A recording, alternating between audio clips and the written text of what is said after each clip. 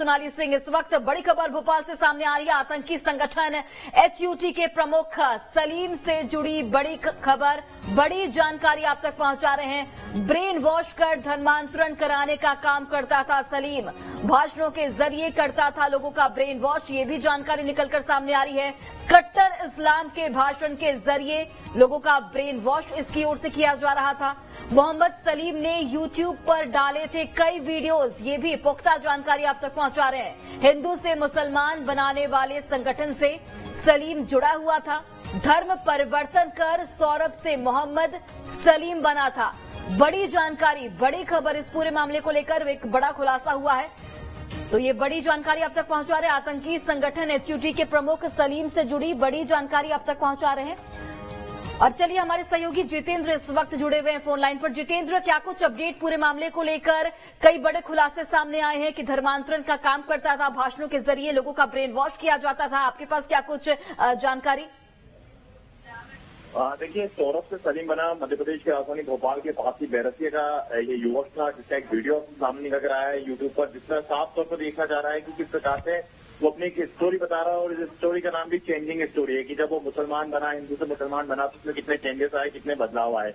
और इतना ही नहीं, HUT संगठन जो कि हिज़्ब उत तहरीर संगठन है, आतंकी संगठन है, वैन संगठन है, और इसमें जो धर्मांतरण को लेकर एक कार्य किया जाता था, उससे ये जुड़ा हुआ था। इसके अलावा इसकी बीबी है जो कि जिसका नाम मानसी अग्रवाल था, जो कि राहिला बनी थी धर्मांतरण करने के बाद। उसने भी अपना एक वीडियो जारी किया। उस वीडियो के माध्यम से वो भी ये बता रही थी कि जब उसने मुस्लिम धर्म अपनाया तो उसमें कितने परिवर्तन आए और कितना ज्यादा उसको अच्छा फील हुआ। तो यहाँ पर कुल मिलाकर पूरी तरीके से अपनी बातों के जरिए लोगों का माइंड वॉश कैसे किया जा सकता है, हिंदू से अगर अन्य धर्मों के लोगों को इस्लाम कैसे कबूल कराया जा सकता है, इससे जुड़े हुए ये वीडियो बताए जा रहे हैं। तो साफ तौर पर अगर आप उनकी भाषा सुनेंगे तो उसमें आपको नजर आया कि किस प्रकार से वो ये बात बता रहे हैं, अपने बात को सामने रख रहे हैं कि जब वो हिंदू थे तो क्या होता था और जब मुसलमान बन गया तो क्या हो गया। तो कुल मिलाकर ये माइंड वॉश करने का एक जो तरीका माना जाता है कि अपनी बातों के जरिए आप लोगों का माइंड कैसे वॉश कर सकते हैं, उन्हें काम कैसे कबूल कराया जा सकता है। तो इन तमाम चीजों को देखकर देखने को मिल रहा है। उसमें उसने मध्य प्रदेश की सरकार का सख्त रवैया भी जिक्र किया है कि जब वो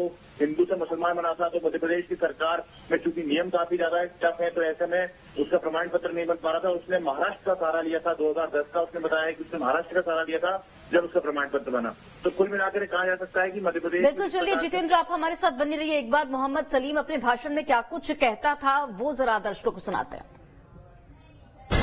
डॉक्टर मोहम्मद सलीम की वाइफ हूँ, अल्हम्दुलिल्लाह। हम लोग भोपाल से बिलोंग करते हैं। मेरे हस्बैंड ने पहले इस्लाम कबूल किया, एक जैन फैमिली से बिलोंग करते हैं। मैं अग्रवाल फैमिली से थी।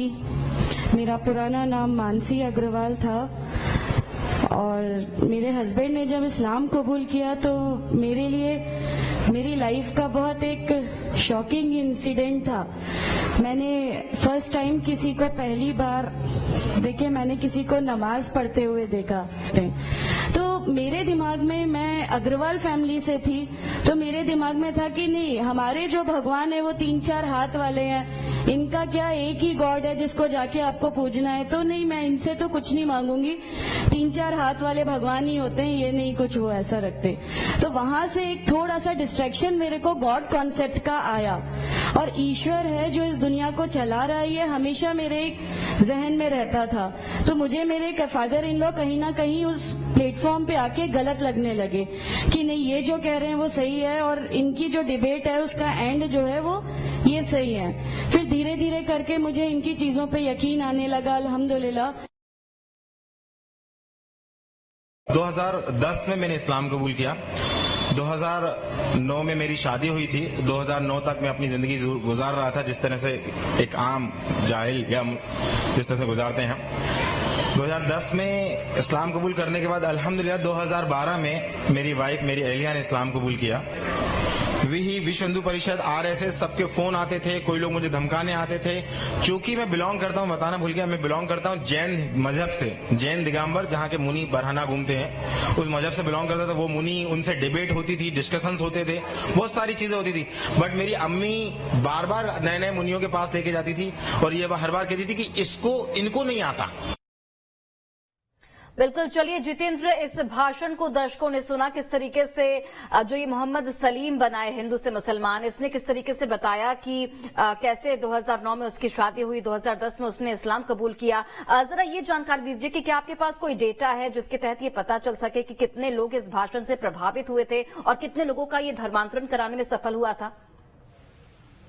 देखिए, अभी तो ये वीडियो सामने निकल कर आया है, यूट्यूब के जरिए वीडियो भी सामने निकल कर आया है और इस वीडियो को लेकर अब कहीं ना कहीं जो एसआईटी जो कि एटीएस है वो पूरी तरीके से इस वीडियो की भी जांच करेगी, क्योंकि मध्य प्रदेश के गृह मंत्री डॉक्टर नरोत्तम मिश्रा ने पहले कह दिया था कि इस मामले में भी जांच कराई जाएगी। और अब यहाँ पर ये भी बताया जा रहा है, क्योंकि जिस प्रकार से जो सलीम है, सलीम द्वारा बताया जाए कि वो जाकिर नाइक से प्रभावित हुआ था और जाकिर नाइक से प्रभावित होकर वो उसने मुस्लिम धर्म अपनाया था। इसके बाद अब इस वीडियो को लेकर गृह मंत्री ने कहा था कि एटीएस जांच करेगी, तो जाहिर सी बात है कि अब इस मामले में भी देखा जाएगा कि आपके कितने ऐसे लोग थे जो इस पूरे वीडियो से प्रभावित हुए हैं। हालांकि टेंटेटिव जो आंकड़ा निकल कर आ रहा है, क्योंकि मध्य प्रदेश में जो 16 लोगों की गिरफ्तारी हुई है, हिजबुल उस तहरीर के आतंकी जो 16 लोगों की गिरफ्तारी हुई है, उसमें 5 ऐसे लोग बताए जा रहे हैं जो हिंदू से मुस्लिम बने थे। तो ऐसे जाहिर सी बात है कि जब इस प्रकार से ब्रेन वॉश करने की एक पूरी तरीके से आतंकी संगठन के द्वारा मिलकर, एक जो कट्टरपंथी संगठन के द्वारा मिलकर इस प्रकार के कार्य किए जा रहे थे, तो कई ऐसे लोग हो सकते हैं जिनका ब्रेन वॉश किया गया हो। तो बिल्कुल। चलिए जितेंद्र, आप नजर बना के रखिए, अपडेट के लिए वापस लौटेंगे। बहुत बहुत धन्यवाद आपका तमाम जानकारी हम तक पहुंचाने के लिए। और चलिए इसी बीच एक